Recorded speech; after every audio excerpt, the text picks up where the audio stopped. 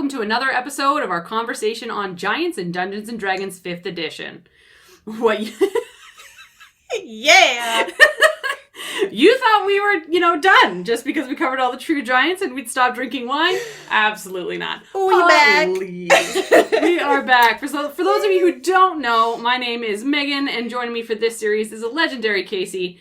And this episode is going to mark our departure from the true giants to start discussing giant kin. Woohoo! So excited to be back. I know. It's been a while. It's been a hot minute, hot take, hot everything. So we are going to keep working our way down the power scale, more or less. What that means is that even though some of the giants we'll be talking about in the next few episodes aren't strictly from the Forgotten Realms, you can get a feel for where they would land in the Ordning if you started to play with some homebrew.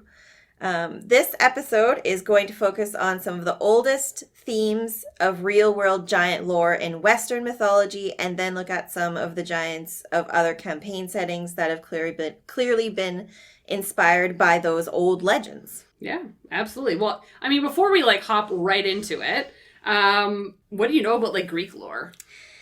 Right, Disney Hercules is the first thing that comes to mind. It kind of counts. Love it. Can't help but love that show. Yeah. And so I admit I did take classical mythology as an elective in university. I really wish I remembered more for this series, but I do remember it being very interesting and one of my favorite electives at the time. But we won't say how long ago it was, but it was a while ago. And I thought the stories around Zeus battling giants or other monsters was one of the most interesting things to read about and learn about. And there's so many movies now that cover and put their own sometimes terrible spins on the stories from Greek mythology. So that's also entertaining. That's fair. That's how I think lots of people learn actually about the history. Yeah, and then you always get those buffs that actually read the history that wasn't quite accurate. And you're like, who cares, man? It was awesome. Yeah. That's every time I watch the movie 300, I don't give a shit how inaccurate and yeah. Daddy buff men just fighting other daddy buff men. I'm like, what is wrong with this? There's absolutely nothing wrong with this. The priority was the 6 or 8 packs and just as many as possible in every shot. Absolutely. There's a lot of tits and ass in that one too. So we're not discriminating in any way, shape, or form. No. But absolutely. Great stuff. I did take an art history class when I was in art school. We did a lot of art history. So I know a lot of stupid shit about art. And there is a lot of art to appreciate. Yeah. Respectfully. There is a lot of art, Megan. Thank you. Thanks, Casey, for your anecdote. There's lots of art out there. But they used art to remind people and actually get the stories correct. The inscriptions and the stonework and the vases and they used the vases. The vases. Oh my god, we're at a good start. Spicy tonight. That was a Hercules reference, you know? Yes. Slap the space on every vase. Yes. I'm not going to go that high, but you know where I'm going with that. Yes. All right, well, I know that you guys are probably going to say, why are we doing this? But we're actually going to crack open a bottle of wine, which is tradition for us. Yeah. Before we dig into some great things. So, Casey, tell us, what do we have today? Oh, boy. We are going to Ravenswood. Ravens. Lots of lore. Reference. We did talk about Greek lore, but now we're jumping into Norse lore, so... I mean, it fits all in the same area, right? Yes. No? Yes? No. Sure. Absolutely not. Yes, and it's very mythological looking, and it's delicious. So the bottle does look very pretty. It does. It has a very, very nice label, and that sells it a lot of the time for me. Yeah, and for those concerned, it's about a $20 bottle of wine. Yeah, it is. It was on sale. And it is, what is it? It's a 2019 Old Vine Zinfandel from the States. We're going to the States today. What a good year. Good year. Yeah. Let me just pour you some there. Thanks, Brendo. Love that sound. It's my favorite. All right. Cheers. Cheers. Well, it's a lot sweeter than I thought it was going to be. Well, I guess because it's Zinfandel, it would be. Yeah. Interesting. I don't hate it. It's good. Easy drinking. Very easy drinking. Mm-hmm. All right, so forgive me, I've lost my glasses, so... Oh, dear. Okay. I'm just going to bump up my font. I can hold it over here for you if you want. No, because I actually have to hold it, like, up to my face. Oh. All right, well, honestly, let's dig into a couple of really interesting things about, like, Greek, Norse, Roman, like, all that kind of, like, historical things, and kind of how they tie a little bit into our giant worlds here. And it's funny that you mentioned asking about Hercules, and does it count? You know, it kind of does. But I would like to make a point off right to say I'm not a historian. I just read things. So feel free to come at me in the comments, because I won't care. But I would like to take a moment to just briefly remind that Greek and Roman mythology tends to be pretty similar, just because of the areas in which they come from. Sometimes they have a similar breakdown of gods and goddesses, XYZ. The stories do change and alter a little bit based on who married who and did what, who hurt who, you know, right, like that kind of stuff. But it is quite similar. So I'm going to go more into like a Greek, Roman era, and then I'm going to jump into Norse. So in Greek mythology, you can kind of be referred to as the gigantes, is how I like to say that word. And you can't see me, but my hands are in a very... Yes, it's thrust up appropriate. Very much so. Which is what they consider to be a large tribe of giants that were born from Gaius and Uranus. They were thought to have had like inhuman features, and then were trapped in the center of Gaia, which is the world, by their father.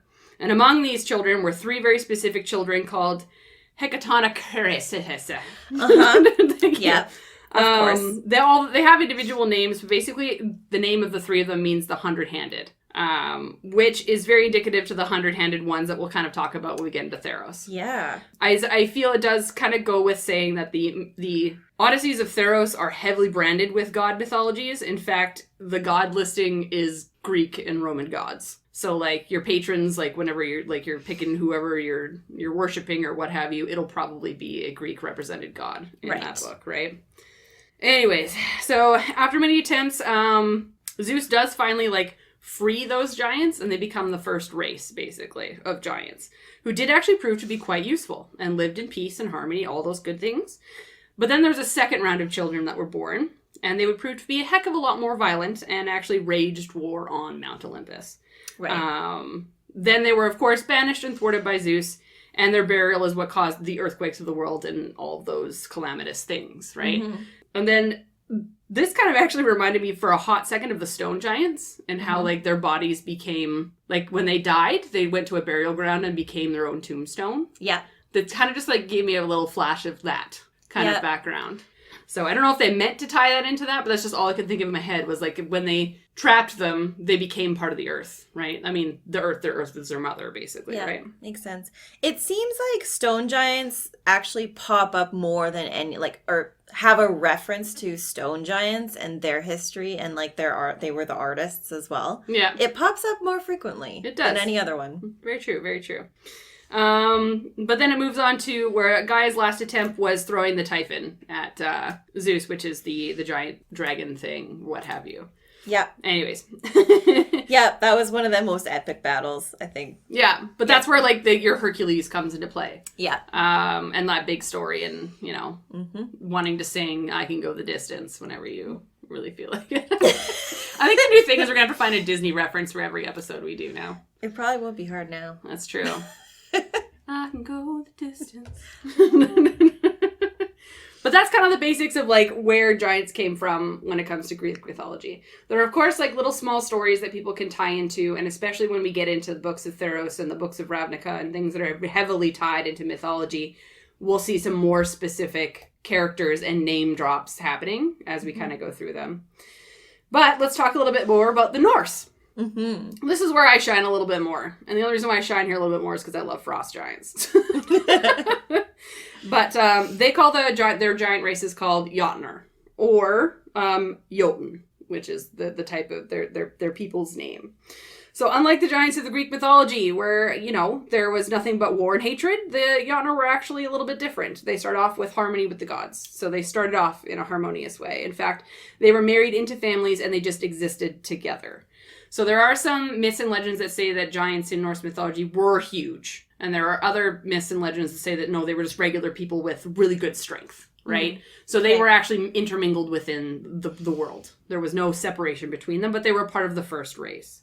Cool. So Ymir is the father of giants. And again, they're thought to be the first race, which kind of bodes and ties into the D&D history of giants as well. Like if we remember from our first couple of episodes, the big thing about giants was that they existed at the time of dragons, which was the first race that existed. So they're one of the oldest races, and that their big thing in life is to reclaim their fame and fortune of being these barbarous, amazing creatures. Right. So that's kind of the feel that I get from more the Norse side as well. I see. That's one of their goals. Because, well, now that I say that, because like how they were intermingled, a big piece thing that people don't really realize is that it's even thought that Odin himself was birthed from a Jotun. So his bloodline is technically actually part god, part Jotun. So for people that recognize names like Thor, Loki, XYZ, they're technically part giant. Cool. Love it. Yeah, right? But it was Odin and his brothers that did eventually slay Ymir, which is what caused the final tension to happen between the giants and the gods. So again, now a war between gods and giants ensues. Common themology. Like, come on. But eventually, the war was kind of lost and thwarted, and the Jotuns actually made homage in a place called Jotunheim, which is very familiar. People know that name all over the place. But it is a place where the winter never ends. So this, to me, just ties right into me where frost giants come from. Yeah. Same concept, right? Another key historical thing, obviously, in Norse mythology is the Ragnarok, which is the official war of the Jotun wanting to end the world and to start it anew. And the gods are fighting to basically stop that from happening. And then, like, another, like, weird tie-in, and I think we talked about it in one of our episodes, was, do you remember Thrym from way, way, way back? He was the titan that was worshipped by the frost giants. Yes. Yeah. So, Thrym actually exists in Norse mythology as the person who steals Thor's hammer. So, like, all these names will pop up in different places. Yeah. In D&D as in like the history. Like it's very interesting how neatly tied I feel like it's one of those things where they knew they couldn't just use a name and then use a storyline because people in the world would be like, fuck you. Yeah. That's Hercules. And you didn't call him Hercules, you called him Joseph. Yeah. You know what I mean? So I feel like they're just like, nah, let's just fuck it. Let's just like, I mean, don't get me wrong, they had to use Magic the Gathering because that's where that comes from. But anyways, I digress. I just think it's really, really neat. Fun fact. Yep. But I think there's something to be said that there's a continued like theme with giants when it comes to in history and what we use them for in D&D, and a lot of it is that they're an older race that is trying to bring themselves back up from the ground and like become like what they once were because they were one of the first to exist, right? Yes, and they will fight to do that against other races, but then also within the ordning. Yeah. Yeah. Like, exactly. It's just forever. But like it's so strange that like even within the ordning, as we've discussed, they understand the ordning exists for a purpose. Like they're not fighting each other because of a placement that they have within the ordning. They accept their placement in the ordning. Yeah. They may not like it. But they accept it. Yeah. And they're just like, yeah, that it is what it is. Mm-hmm. It'll be what it'll be, right? Yeah. So. And then they try to be the best in their place. Yeah. And I think that's the goal, is that you become the best within your placement, within your ordning, is the thing. But no, it's very interesting. Mm-hmm. But yeah. Way more ties than I ever realized before diving in. Well, and that's the thing. I was never big on, like, have you used, like, the Book of Theros and, like, the Book of, or Ravnica even? Like, have you ever used any of them? No. Yeah. Brand new, looking into it now. But I loved it. Like, I think, it reminded me what I learned in school and just shows. And so it's like, this is cool. I think it's a little bit easier, and this is going to be a little bit of a DM tip. I'm not very good at D&D lore. I'm not very good at it. I'll read it and I enjoy it, and I'll use bits and pieces of it here and there in little like areas of storylines that I make. But I'm not too into it because there's way too much. Mm-hmm. And my brain can't wrap around it for long periods of time. So I found that reading Theros, Ravnica, like any of those like other books that kind of like pull from storylines that you may have heard from your childhood. Yeah. Or have learned in school or saw in a movie. It almost makes it a little bit easier because you have a visual. I'm a visual person. Yeah. So when I read these and like hear these stories, I do think of Hercules. And I think of the types of characters that you run into in Hercules. And I would love to make a satyr. Yeah. That's just a dickwad, but is going to help you and be your quest giver. You know what I mean? Yes. So. Yeah, I'm really glad you said that. I completely agree. I think that's probably why I got excited looking into this. I was like, oh yeah, I'm very happy we're covering this. It's relatable, and I think, we'll get into more of it too, but I do think it can grab more people to try D&D. Like, if you had new players and you picked this as the campaign, it would be more relatable than something that's just way off and non-relatable. Yeah, it gives you those recognizable heroes, right? Yeah. Like, because when we get into it, like, we're going to talk about the gods, we're going to talk about the heroes, we're going to talk about some of those big bad evil guys that are just going to be familiar and a little bit more mainstream and more westernized. So it does make it a little bit easier for us to absorb, grasp, and be able to play within that world. So anyways, talk to me about Theros, Casey. Theros, I'm fired up. It's so good. Yeah? It's like, do I buy this book? I'm on like a D&D book buying like spiel, and I 100% blame Adam. It's his fucking fault. So I'm going into massive debt. Yeah. But whatever. It's so good.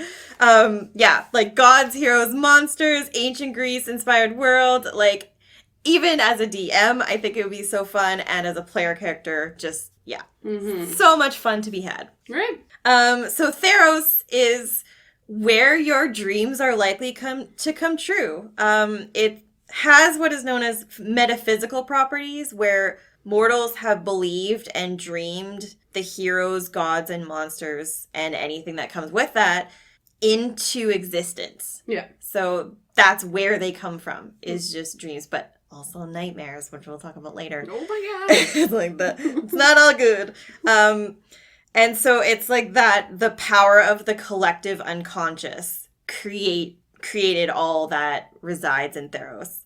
And the more that they were believed, the more the gods were able to become a mortal form and actually like then walk amongst the people in Theros. Okay. And so essentially it was like it was like the gods of Theros and the devotion that the mortals had to them would gain them traction and like more followers. All I can think about is like Tinkerbell. Yes, like if you or fairies in general. If you don't believe, shit goes down. Die. Yes, It's exactly that. And then like champions and heroes come into play, and they have a close tie with the gods.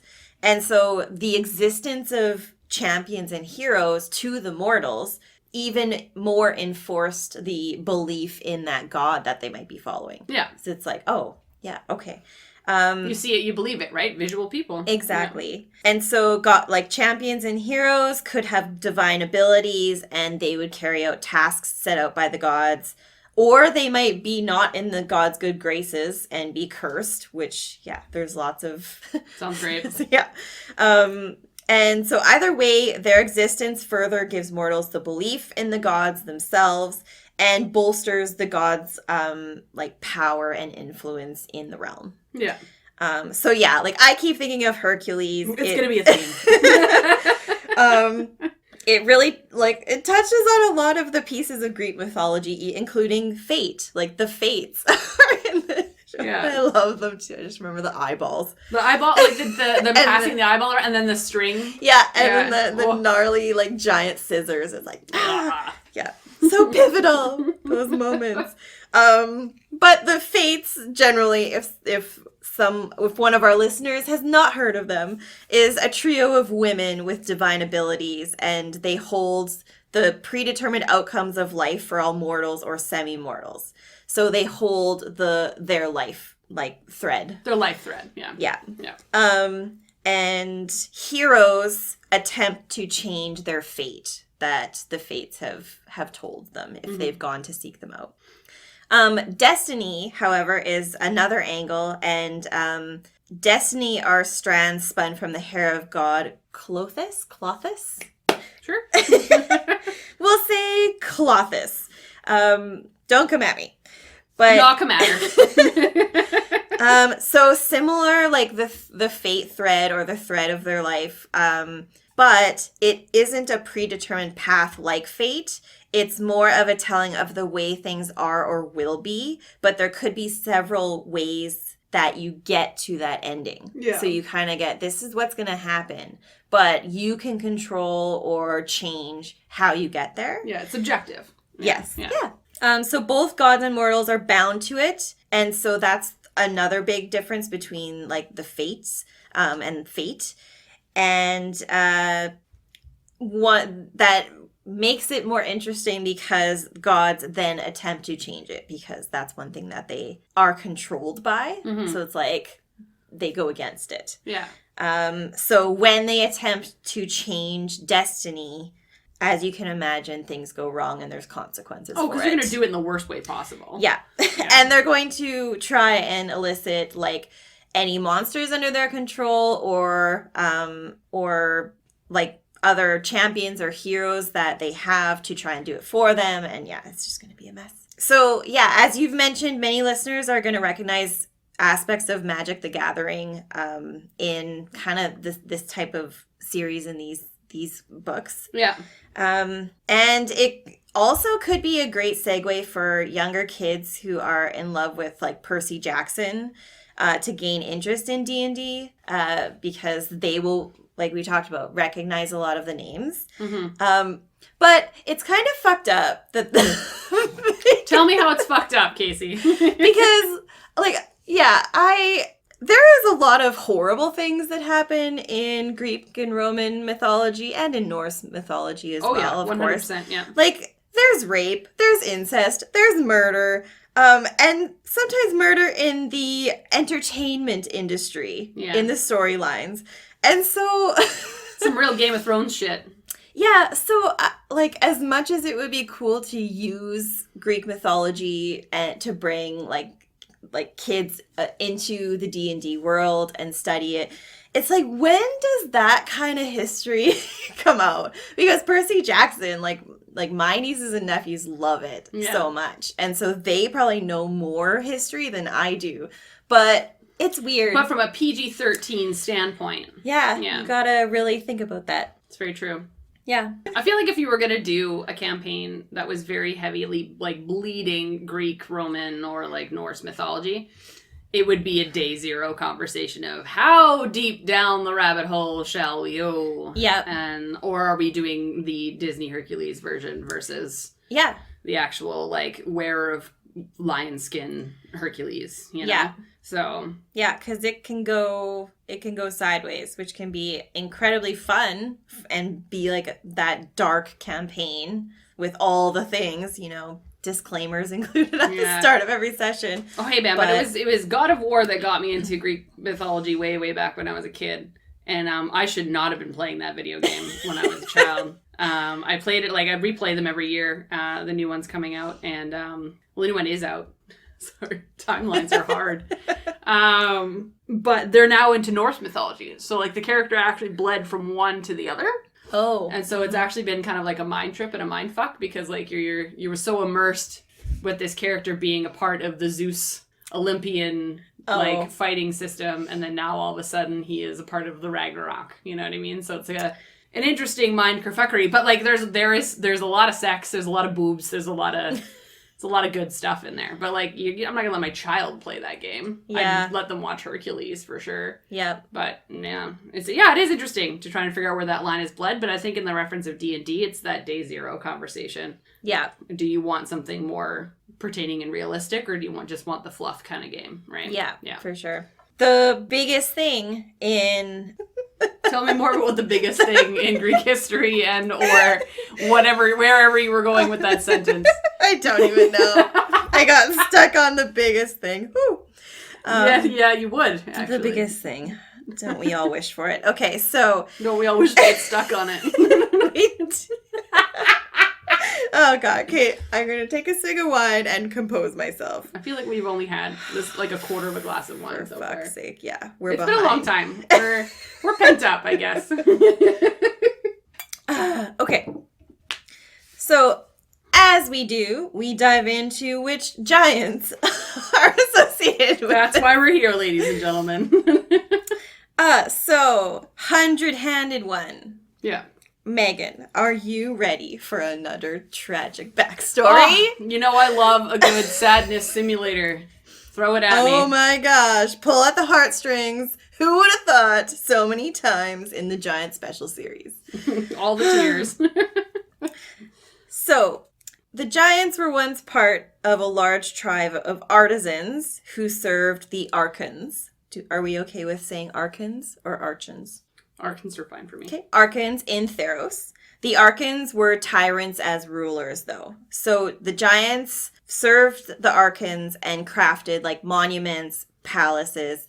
Big, burly, could move the giant stones. And, like, statues, and with refined skill. Like, think like Stone Giant, where it's intricate carvings and, like, very beautiful. Artistic, yeah. Yeah. And proud of their work, I'm assuming. Yes, yeah. Much pride in their work. Even if they accepted that they were serving the Archons, they took pride in the work and that they were told to do. But the Archons, over time, became greedy, wanting, like, bigger, better, faster, stronger. So bigger palaces, bigger statues. And then they decided to give the Giants bolstering. It's like, if you're bigger, better, faster, stronger, you can build these things for me. You can do the good stuff. Yeah. Yeah, okay. So they performed dark rituals to draw on the power of ancient giants and transformed the giants into creatures with magical limbs and multiple limbs. And so what's wild is these limbs were manifested and attached, but circle like it as an orb around the giant itself. How creepy. Yes. And it allowed and forced the giants then to work, like, faster because they had multiple limbs, and harder. And so it wasn't a blessing for them, but it worked. Fair enough. Not all transformed giants accepted that they would then have to work harder and faster just because they had this ritual upon them and have all these multiple limbs. So some of them fled and left to escape into the wilderness to get away from the Archons and the tyrants. Yeah, that makes sense. Unfortunately, the Archon magic that was put upon them was not escapable, and so they became cursed. Yeah. So these are what is called the 100-handed ones. The curse had them live with endless will to create beautiful structures, statues, palaces, but no one to create for, and no one will ever appreciate or use their creations. So their great skill that they were essentially, like, bred for was now deemed to be nothing in the world that they lived in. That'd be an interesting thing to try and role play out. Like, if your team rocked up to a palace that was built by a 100-handed one that was cursed. Yeah. And it's like, yeah, you're in front of this giant thing and it's absolutely gorgeous, but you hate it. Yeah. You are infused with this weird sense that you hate what you were looking at. Yeah. Like, how depressing would that be? Yeah, and it could be a complete mind fuck for them to try and figure out, like, the campaign, the players. Yeah. To be like, but you hate it. Seems familiar, something where you don't have control over how you remember things. Yeah. Thanks, I've never Adam. been in that situation before, Adam, you dickbag. Fuck you, Adam. But not really, you're a great person, yes, sorry. we love you still. Yay. But, yeah, so they kind of exiled themselves, and then, like, anything they created would never be acknowledged, and they could never, no one would ever hire them. Like, they could not hire them. They would never be able to serve another at all. So I've seen this miniature as well, just online, and it's so cool. I would love to, like, actually get it and paint it, because, yeah, it's this, like, core giant. Of course, they're huge. And then these orbs of arms just surrounding it and circling it constantly. Yeah. I think it would also be terrifying for an adventuring party to come along. But it's, the sad story behind why they are the way they are. Yeah. I can imagine, does it make them aggressive? Like, are they, like, sad that they're cursed? They are actually quite decently intelligent and have wisdom. So I would say they would Okay. They would acknowledge that they are cursed, and they would probably be super fucking sad about it. 100%. I would be sad about it. Yeah, because they are incredibly talented artisans, and stonework is what they did. And so what they would do in their banished lands, they would go to the outskirts. So you would find them, they would go up into the high into the mountains to escape, or the seaside cliffs. Yeah. Or even somewhere they think they can't be found. Yeah. Right? Yeah. And they would even find ancient, god temples or palaces that are, in ruins that just aren't inhabited anymore. They would go there. Yeah. But then they would use their craft, even though they know no one will appreciate it and no one's telling them what to do. And so they would inscribe and create statues wherever they ended up residing. Yeah. And use it to tell their homeland story of why they became the hundred-handed one. It's a beautiful story. For someone to come across. So again, you could have somebody come across ruins. Yeah. With just, it looks like this used to be a pillar, but one of the pillars has all of these carvings into it that look like it's a story. Yeah. And that's what a hundred-handed one did since it came there and chose to reside there. Yeah. Yeah. Oh. I know. So sad. But they would be really fun to play. Yeah. They're, again, just a bit of a spin. Not what you would actually expect as a giant. The common, just lumbering, Oof. Yep. Yeah. They are lawful neutral. And they have a lot of HP because they're huge. Mm-hmm. And they can also move at 40-foot speed. So that tracks as well. But, as we discussed, it was their stride is what gives them the speed, not yes. necessarily that they're quick on their feet. Yes, yeah. Exactly. But they are one of the few giants we've talked about that actually have some immunities or conditioned immunities. Okay. I don't know if we've really talked about immunities much at all. Not really, because a lot of them were very similar, where they're immune to certain types. All of them are usually immune to certain types or their element or what have you. So yeah, it just became monotonous. There's nothing really that's new or about refreshing. It. Yeah. Yeah.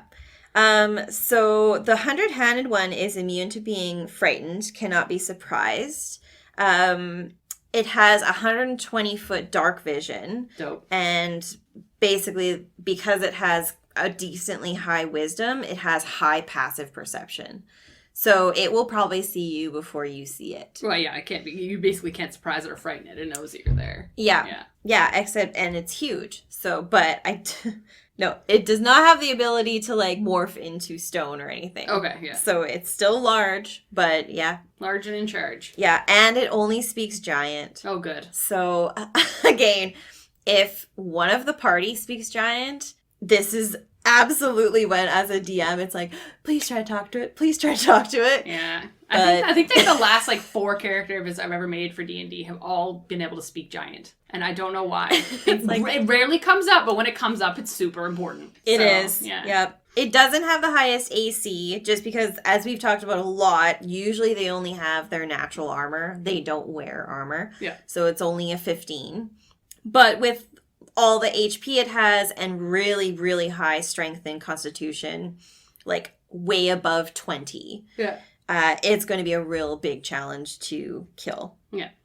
And it does wield a longsword as weapons and rocks, as we always know, comes up. Yeah. It can and it will use multi-attack and multiple arms. It will make 4 sword attacks or make 2 ranged spell attacks. 2 ranged rock attacks.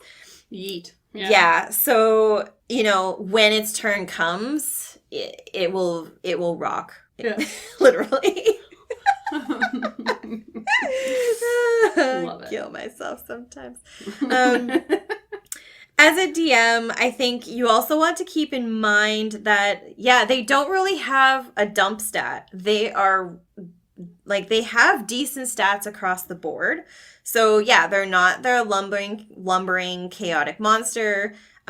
They are strong warriors that could potentially be convinced to fight on your side if there's a big battle coming up, which is what in the history of Greek myths where you go and you find people to fight for you.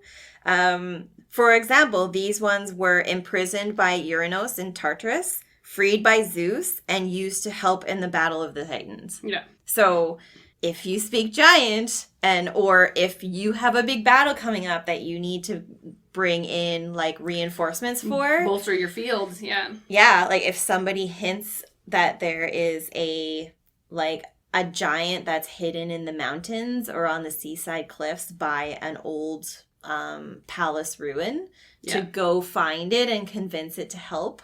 It's a good combat ally. It's like, it's a good like side quest. I wonder how you could convince it to fight for you. Yeah, you would, if you could find out where it came from and you could build some sort of rapport with it on, like, you can't serve anyone, but you can redeem yourself by fighting for us or fighting against something that did them wrong. Or convince it that it would break its curse by helping you win this battle. I mean, yeah, like, use your bard and just fucking lie to it, too. Oh, my God. I mean, yeah, you could go, like, the friends route, because I feel like these things will be very lonely. They've isolated themselves. They're now cursed. No one loves their work. These are, like, the most saddest, depressed artists you'll ever meet in your life. And because they never meant to be on their own. They were in, like, a guild of artisans working together. They have a community. Yeah. And they no longer have a community. Yeah. They're by themselves. They're sad. I feel like if we said, just travel with us, help us at our battle, and you could be our friend, you know? Yeah. Like, I feel like this is the friend that Zenti would have definitely made friends with these folks, yeah. Which is Casey's current character that is legitimately trying to build a community of humans, and she's surrounded herself with assholes. So. Yeah. And, yeah, she would absolutely be like, you can be part of our party. Yeah. Like, please, just don't kill any of us. Yeah. We're here to play nice and be nice. Yeah. Right. Well, we did talk a little bit about combat, but how would you kind of use these in exploration, do you think, in a campaign? They could easily come across in different terrains, which is handy. And if you haven't really thrown any giants at your party, or if your party is higher level and you don't want to just throw like a lumbering giant just for the fun battle of it, this one actually has some interesting context and it might be a puzzle in order to actually find it. Yeah. So absolutely. I think that could be fun to do. Well, yeah, because I can't imagine that it would want to interact with humans. So I was almost thinking that, like, yeah, you hear about this abandoned, like, city. That's a gorgeous city, but no one lives there. It's just abandoned. And you're like, why does no one live there? So your team goes and investigates this place. And I can imagine that it doesn't want to be found. So it's, like, hiding from you or, like, throwing rocks at you from a distance, right? Like, just trying to get you to go away, right? So I feel like the exploration piece is going to be, how do we find this thing? Yeah. And, like, you won't even know that it's there or that this whole city is here because of this thing. You're just exploring and trying to figure this stuff out. And to your point, if you did make a place setting where, like, the walls were carved with these stones of him telling his life of how he got here and what his community used to look like and all these things, right? They would think that they came across a city where there's probably an army of these giants with hundreds of arms. But really, it's just this dude and his family, you know? Yep, totally. And you could even throw it in where if your party needs to be on the road for a long time, and if they have a map and they do have to go through an abandoned area or on the map there's ruins, maybe if the party decides to check out the ruins, they might come across them. But if they don't, be what may. Absolutely. But it could be an interesting thing that they might not expect, or they might just expect like the classic kind of monsters that like giant spiders or those things that reside in abandoned places. Yeah. But then there's like a decently intelligent creature in there. Just hanging out. It's just super sad. Doing such a super sad guy. Just super sad bean. But yeah, I mean, like, they've got, I think they're very flavorful. Like, there's a lot of things utilized for battle. Like, obviously, they're good fighters. The exploration piece is great because there's a lot of rich history there. You can pull from any piece of it. They can be cursed. They might not even be cursed if you come across one. You might just come across one that's building something for its master, and it's living a good life. Yes. Right? Yeah. Like, that could be a good roleplay hook. Yeah. Like, not necessarily you coming across one that's been abandoned and hidden in a corner somewhere. You actually come across someone's kingdom, and their entire kingdom has been built by these things. Totally. So they're just riddled in the city. And they're not scary. They're just running around building things for you, right? Yep. So you could go either direction. Yes, that's so true. I didn't even think about that. That would be fun too. Yeah. And like, if you wanted to talk to one of them, maybe they'll tell you the story of why they have all the arms that they do. But they're still serving the Archons. They're just just running around being happy just as clams. living their life. Yeah, living their life. They're providing for their family. Yeah, and then we kind of switch a little bit. Another pretty major giant that is in Theros is the Doomwake Giant. Okay, this sounds great. This sounds promising. Yeah, what? What could go wrong? So as with most, if not all giants that we've discussed in this series, giants are like mostly connected to elements of the land. Yeah. Like you even mentioned already in this episode. Thank you. You're very welcome. Yeah, so like storm, fire, frost, even like hill giants, like there's always the connection to the earth or elemental aspect. But Theros is an exception. The giants are manifested in the same way as gods. So like gods and heroes and other monsters. So through dreams or through nightmares. Mm-hmm. And if it's truly believed within the inhabitants of Theros, it will manifest into existence. Yeah. And so the Doomwake Giant is something that's been manifested from nightmares. I love it. I'm in on it. I like this. Tell me more. They are huge, and they are beings from Nyx. And I don't think we've really talked about this, and maybe we will in the future, but there's like a few different realms, and another one is Nyx. Mm-hmm. They are given rise from fear of destruction amongst the mortals. Impending doom, Megan. I love it. I'm about it. And with enough terror and worry and concern about impending doom, the Doomwake Giant can manifest and then rage and rampage and go through just actually destroying villages and destroying towns. So they make it happen. Yeah. That's like the whole like manifesting your own like it's basically pulling from a human nature where like the things that we worry about usually come to pass because we're worrying about them and thinking about them, therefore they just naturally occur. Yeah, we help it happen. Yeah. Yeah. Exactly.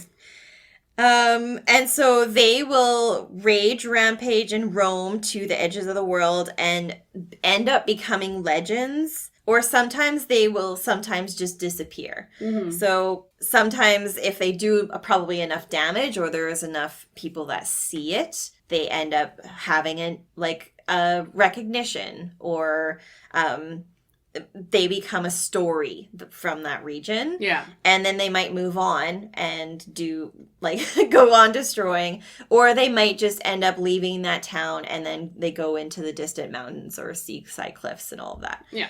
I need a vacation from my vacation. Yeah. Yeah, but they're, again, huge in size, but they are lawful evil. If you want to throw some just terrifying thing at your party, this could be really fun. Or you're in a village, or you end up at a village, and they have been destroyed or partially destroyed by one of these. Could be that storyline, or you are in a town when this takes place, when it's manifested, and then suddenly you are trying to stop a Doomwake Giant from destroying the town. Yeah. So similar to the 100-handed one, they have a decent HP pool, but not as much as the 100-handed one. And the same lower AC because they just have natural armor. Yeah. 40-foot speed, and strength is very, very high again, over 20. And again, immunities with this one, which is cool. And this is where I'm like, oh, my Acro days. This is from my Acro days. It's like, ooh, okay. Immune to necrotic and poison damage. Nice. And conditional immunities to being frightened or poisoned. Nice. So those do not come up often in giants. Yeah. So that's interesting. They have magic resistance, advantage on saving throws against spells and other magical effects. Again, something you probably wouldn't expect a giant to have. Yeah. And so your magic users in the party might, be frustrated, but be like, oh, fuck. I have to figure something else out. I am not helpful. Yeah. Well, it's not immune to non-magical weapons? No? Nope. Okay, good. Because that would be a big beefy one for a giant or a giant kin, is the fact that it would be if they were immune to like non-magical weapons. Yes. That would suck. suck. That would be really bad. Yeah. Amazing. Yeah, and it again only speaks giant. Yeah. It has some pretty cool abilities that are specific to Aura of Erebos. In a 10-foot radius around it, if a creature starts its turn there, it must make a con save or take 3d6 necrotic damage. And it can't regain HP until the start of its next turn. If successful, the creature is immune to that aura for 24 hours. So this is also something interesting that we haven't seen much. We've seen it more in the higher ordning levels that might have like an aura or something that it can detect things, or you can enter it before you even realize it. Yeah. But yeah, so this one has that, and it's necrotic damage, which usually is very bad. Yeah. It has multi-attack for slam attacks. It doesn't actually use a specific weapon. It just has its fist and it just goes bashing away. It's an angry monk. Yep. Yeah. Yep. Or its slam attacks does bludgeoning damage and necrotic damage. Shit. Yeah. And it has a 15-foot reach. So, fuck that. So you might see it doesn't actually have a weapon with it, but yeah. Did the 100-handed one have an extra reach? No. I'm checking. Hold on. Please hold. Oh, longsword, 15-foot reach. Okay. Yeah, missed that one. So, no, like that makes me feel better about it. Because Yeah. I'd be like, that's kind of broken if like the 100-handed one that is known for many floating arms did not have a reach, but this motherfucker did. Yeah, you know what fair. I mean? Yeah. So with a longsword, the 100-handed one has the 15-foot reach. Yeah. The Doomwake Giant just has it with its arms. Just with its meat mittens. Okay. Yeah. So no joke. Yeah, you might end up running away, to be honest. What's its CR? Do you know? 15. This one's 11. Okay, got you. And what else does it have? Oh, Noxious Gust. Oh. So Doomwake Giants have the ability to exhale a blast of deadly mist, 60-foot line, 10 feet wide. Oh. Con saves for all that be had. Yeah. And on a failed save, it's 8d8 necrotic damage. Oh, baby. And knock prone. So fuck you up before you even know anything's going on. Yeah. So yeah, I think I would like to see this mini. I feel like this is the kind of creature that would hiss at you. You know? Yeah, it would give you like a warning. Yeah. Yeah. It's like you walk into a dark room and you see the shiny eyes and then it's like... Yeah. Terror. Yeah, like interesting, not anything like we've talked about before. They're really cool. I really, really like them. And if I can find a way, I would put it in my campaign. Well, that being said, like, because they get manifested and then they just exist until they don't exist anymore until you kill them? Or, like, is it one of those things that goes away once its rage has been... I think we talked a little bit about that. Once its rage has been thwarted. I don't know. Yeah, the books just specify that it can fade away. Yeah. If it just goes into this. I feel like it might be one of those things where if it hits multiple towns or it does enough devastating damage, if people then have more nightmares about it, it will continue to exist. We'll say it's that way. Yeah, because I mean, like, it could be, to your DM's discretion, obviously, of, like, how it maintains itself in the world. Because I think it would also depend on what manifested it. Yeah. Right? Like, if it was just, so, like, you know, like, a little boy just lost his parents, he's orphaned, he's sad, and then kids beat him up, and then you know, this thing appears as, like, you know, everything is going to shit, nothing is going to get better, my life sucks, and then, you know, emo child's 900,000. Impending doom. Manifests this thing, and then it, like... thwarts all of his enemies, and then it's kind of like, now, but then it will perpetuate itself into like a cycle, because then I feel like in this storyline specifically, it would end up killing all maybe the bullies that beat him up or whatever, and then he gets mad and sad because he caused this to happen, and then now he's like, oh my god, the town is gonna hate me now. And so then it continues to feed it, you know what I mean? Yeah. And this is how you end up with, like, in my mind, a big bad evil guy of a town. Yeah. Because you're just feeding into this doom and this, like, and it's just this continuous snowball of effect of, like, oh, I've killed my bullies. Now the town hates me. I'm going to burn the town down. Now the town has been burnt down. Where do I live? I'm going to die alone. You start traveling. And, like, there's this traveling doom thing. Yep. That was just created by this little boy. and his sadness. You know what I mean? Love it. It reminds me of the Sorrow Swarm that, like, we've been having to encounter because of Adam in our campaign, which, if anyone who doesn't know what the Sorrow Swarm are, we did do an episode on them, but it's basically 5 evil things that are based on negative emotion, right? There's, like, the lonely, the lost, all of them, that kind of thing. Like, so it reminds me of those, because they only manifest when those emotions are at high stakes. Right. But the fact that this is happening in Theros, it's very thematic to Theros, because things that you consider and manifest actually, they become to life. Absolutely. Yeah. Right? And this is the exact worst side of that. We have one of these appear, right? Yeah. And I imagine it just, like, starting to, like, say, if it in your story arc, which is massively tragic, and I love it. It's just Batman. Yes, that's true. Wow, I thought you were just like, wow, Megan. No, it was just Batman. It just took away the bats. Oh my god. I can just imagine, like, in the house, just, like, the little boy waking up to, like, rumbling outside, and then, like, it just manifests, like, outside its house, and just, like, looks in the window at the little boy, and then just, like, stomps away down the street. I like the idea that it grows. So, like he starts getting, like, I can imagine being a little boy, and, like, maybe his mother passes away, and he starts getting a little depressed and sad. He starts worrying about his father. And then, like, this little creature appears to him. And it's just with him. And he thinks that it's a comfort. Like a stuffed animal or a pet that's now following him around, right? But nobody else can see it. Like a Jeremy? Like a Jeremy Render. Or like, what are those fucking Furbies? So imagine like a fucked up looking Furby that you're just carrying around. And then the father passes, and then, like, it grows. And then, like, he gets bullied at school, it grows. Yeah. And then all of a sudden his bullies start dying because it's murdering his bullies. And then he's like, this is my fault, and it grows. Yeah. And then by the time he takes over the town, it's now this giant, demon thing. Yeah. Right? Like, in a world where things are manifested, it's like, it just breeds the idea that things are evil that are going to be created by people. Yeah. Like, we would create the worst shit in the world. Yeah, because you always dream the worst and imagine the worst. Yeah, and worst case scenario. Come to fruition. Right? Anyways. I love it. And so dark, Megan. But, like, I would also love the idea of, like, if you're talking about the exploration piece of it as well, I can imagine that your team is rocking up to this town for the first time. It's a bumbling, bustling town, and you come across this little boy, but, like, your wizard or, like, your magical characters can see this creature that no one else has seen. Yeah. And then, so you talk to this little boy, and he's like, oh, you can see him.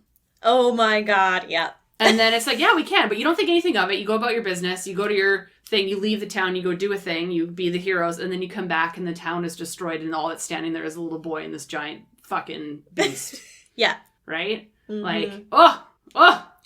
Anyway. Yeah, I love it. So good. Yeah. Any other final thoughts on those two? I thought they were just refreshing. Like, now that we're digging into, like, sidebar giants. Sidebar giants. Like, yep, they got some unique quirks, got some really intimidating immunities and abilities. They're getting beefier, right? Yep. Yeah. Yeah, I think really fun to play around with. And just don't TPK your party with it. Or TPK them, whatever kind of DM you want to be, but who are we to judge? Do it. Do your thing. Yeah. All right, well, let's take a sip, and then I'm going to dive into something new. Cheers. Now You've been doing good. Mm-hmm. And now for something completely different and yet similar. We're going to talk about Ravnica. So there are quite a few giants in one of the other campaign settings that is kind of indicative to Magic the Gathering, which is Ravnica. But one kind of stands out from the others that's based on pure power and influence. But first, you kind of need to understand a little bit about him and how he came about to be kind of like a giant and not like a creature. But before I do that, I'm going to talk a little bit what Ravnica is. Because those of you who don't know what Ravnica is, it's a bit of a different monster, to say. So some are familiar with the fact that Ravnica is combined with the lore of Magic the Gathering. Is it a city that kind of spans the entirety of the real world? Like, it's a giant, just the city that covers the world, right? Mm-hmm. That is in shambles. And within the city proper, there are 10 specific districts fighting for power. Each district has a distinct operation within the city and are continuously at odds and war with each other. So in my mind, that immediately screamed Ordning to me. Right. But in a negative way. Yeah. Right? There was once peace when a guild pact was signed, but of course, as quickly as it came, it was thwarted, and war and struggle for power and all those things ensued once again. And so, of course, this makes a wonderful setting for all things D&D, monsters, building armies, having purpose. And again, like the 10 districts really did scream ordning to me. Yeah, interesting. Yeah, we've had some of our player characters in our campaign being from Ravnica, and they've been quirky and, like, bizarre. Well, yeah. You know who you are. Yeah. You know who, Dan. Dan, Dave, and Charlie. And it's... Oh, yeah, and Dave. Interesting backstories, complex. I don't know anything about Ravnica. I am so excited to learn more now. And yeah, it can create some really interesting backstories. Yeah, absolutely. So then to kind of get back into like what I'm talking about for what kind of ties into Giant. So one of the district factions is called the Gruul clans. And these are the raiders of the city. They don't wish to like live within the city's confinements, so they tend to live more on the outskirts, and then they're your raiders and your pillagers, right? And then they take their hordes back to whatever like little home city they've built for themselves, basically, where they store all of the riches and things. So there are 6 main clans within the Gruul clans, but there are lots of smaller ones, of course, that roam around as well. But I kind of wanted to focus to Borborygmos. I was waiting for you to... We're going to call him Boroboro. It's like, well, fuck me. Fuck me. He is so basically Boroboro is the leader of the Tree Clan, which is the largest grouping. He does, however, command respect from like basically all Gruuls due to his strength and ability to thwart any enemy that comes across him, because they do represent, similar to other giant like clans and communities, they consider strength to be the number one, right? Right. So even though there's tons and tons of these clans, he's number one. He is a Cyclops, which gives him size and stature like a giant. He is considered to be a huge creature that is chaotic neutral. He has a natural armor of 14, so similar thing. He doesn't wear armor. But is accompanied by a strength and con of +7, and weirdly but accurately a wisdom and charisma of +3. Interesting. Yeah. So it's one of those things where I imagine him now being like this super strong, like super charismatic, full of himself piece of shit. You know? Oh, I mean? Yeah. Yeah. Like strolling out from his army and rolling right up to whatever he's combating in. Oh yeah, like waving his arms around like the whole 9 yards, like the whole like he would have like an intro every time he walks into a room. Oh yeah, you know? Like one of those tit waffles. He is also skilled in athletics, insight, and survival, and is resistant to poisons and psychic damage. Nice. And immune to being charmed and frightened. Nice. So you can't really scare this person, this giant, the Cyclops giant person. Yeah. He has a tremor sense as well as a passive perception of 13. So he will see you coming. So tremor sense is basically you could feel it in the ground. You can feel it in my bones, right? He has legendary resistances which allow him to change a failed save roll into a success. He does have poor depth perception though, so he has disadvantage on attacking things that are 30 feet away from him. That's a new one. Isn't it weird? Yeah. To give them like a weakness. Yeah. Right? But I thought that was very, like, I like how they would go thematically with them. Like, yeah, they can't see distance. They need glasses. So, and because he doesn't have his glasses, he can only hit you from 30 feet. Otherwise, it'll be with disadvantage. Right. So, but then with the charisma, he'll just go, "You there," and like just demand someone else. You hit that blurry thing up there. What is that blob? But I think that's hilarious, is that they can sense you coming from miles and miles away. But it's just like until they become 30 feet in front of you, like, oh, there you are. That's what you look like. How great for me. Oh, man. They are siege monsters, so they deal double damage to structures and objects. So they break shit. Mm-hmm. Can you imagine what this one's strolling up to, like, as like, I know we're talking Ravnica and Theros, 2 different worlds, but I think it would be hilarious for them to destroy the city of a 100-handed one. Oh my god. Be like, no, wait, all my work. No. And he does have a multi-attack, so he can use his frightful presence and attack twice. So Friends just makes it so that folks within 60 feet of him have to make a DC 17 wisdom save or be frightened of him, which I also think is hilarious because, again, he can barely see you within 30 feet. But it's 60 foot for that. Yeah, because you don't have to see them. He just has to know you're there. Wow. Yeah. High charisma. Yeah, he just looks scary. For his attacks, he does use a maul for a weapon. And he can also stomp, and he throws rocks. As you do. But if you throw it more than 30 feet, it's with disadvantage. I have to keep saying this over and over again. He does have some hefty legendary actions as well. He can make 3 legendary actions. Only one can be done at a time and must take place after another creature's turn. Right. So he can do it anytime during the battle, but it just has to be the end of someone's turn. So it can't be used as a reaction or in the middle of someone's turn. He can attack for the cost of 1. He can use bellow at the cost of 2. This just frightens creatures basically with his maniacal laughter, which I think is hilarious to imagine.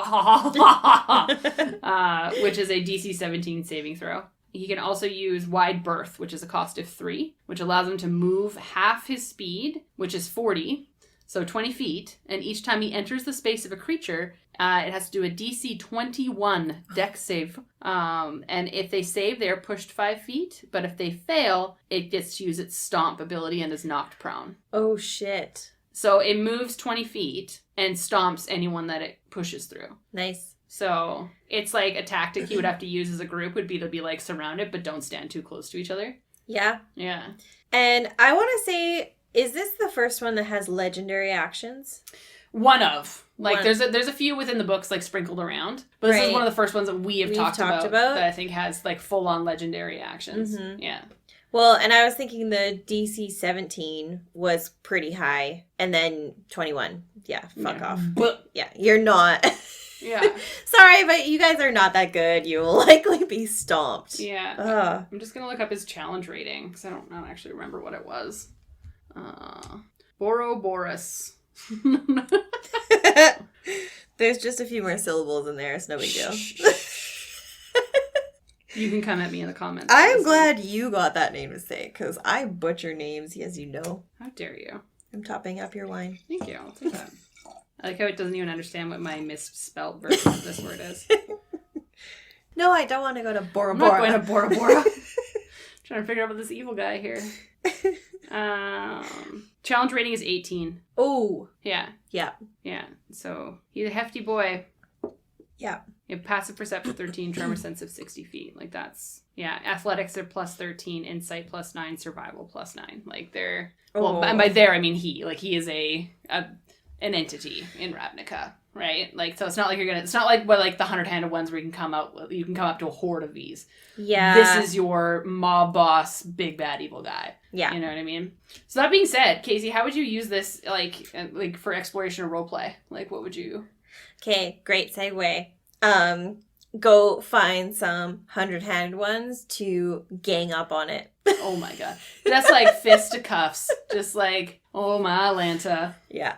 You need some backup. Yeah. Like, you cannot go against, well, yeah. DC 18, like, not many campaigns even get to the level that can defeat this, even with 6 people or 8 in your party. Yeah. You need some backup. I know, and like when I think about the fact that it's like, thinking of Ravnica as a place and thinking that they have the 10 different districts that all do different things, I feel like these would be some of like your muscle. Like you would hire people from Gruul to help you with like your mob hit, or like to help you with getting rid of a section of the city that you no longer want to be there, or someone's moving in on your territory. How do you get them out? Right? Yeah. Like you're just merchants. How do you get something out of your part of town? You hire these thugs, right? Yeah, like you need to be on their side, or like you need to get an insane amount of backup to go against them. Yeah. Like from the other districts as well. Like see if you can,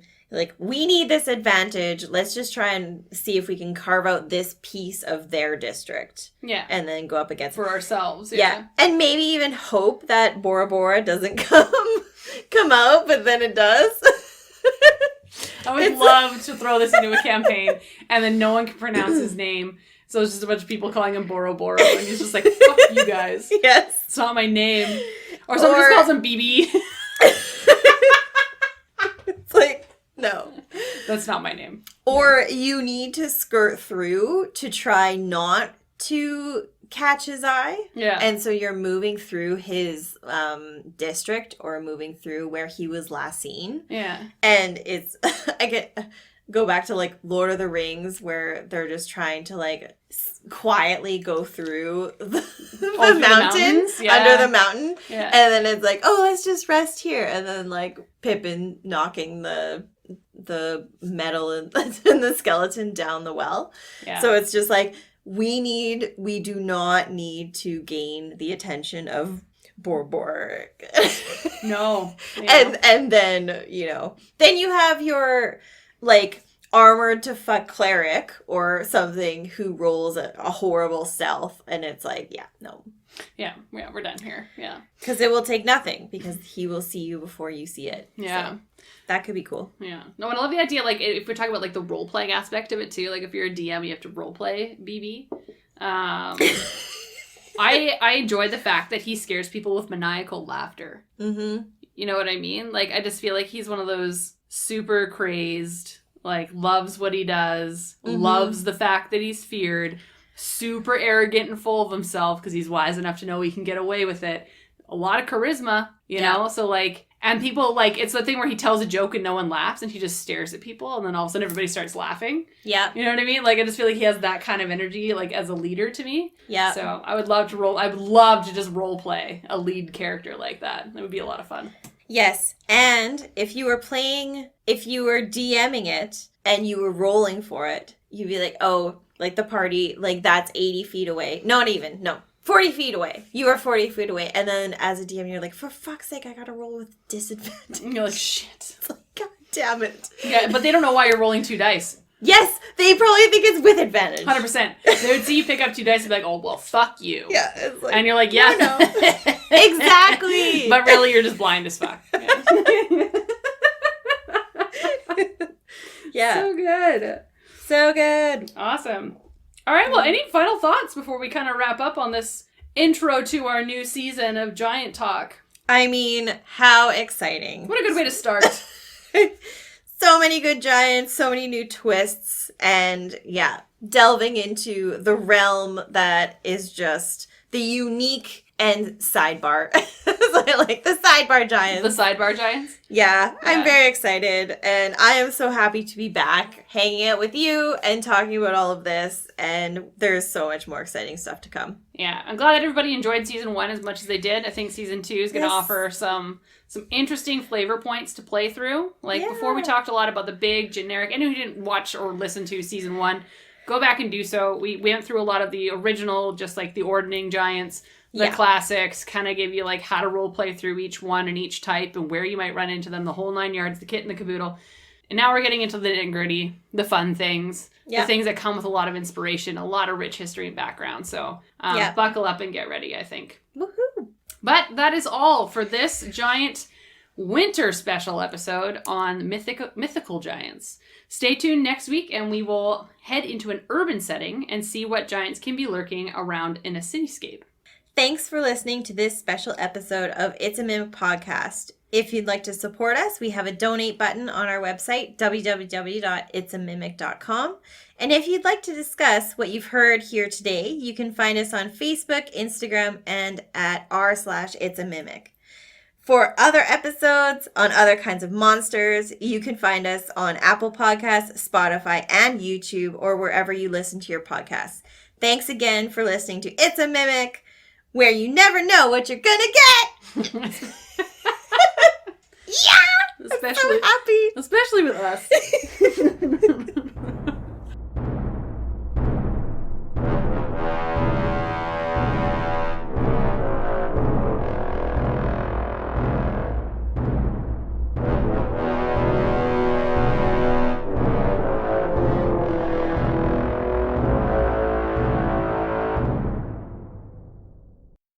I'm glad in this episode I got to talk about Daddy Kratos, though, for at least a hot second. Yeah. I feel like I specifically did not talk about him a lot, because I'm like, that's going to be an obvious Megan segue.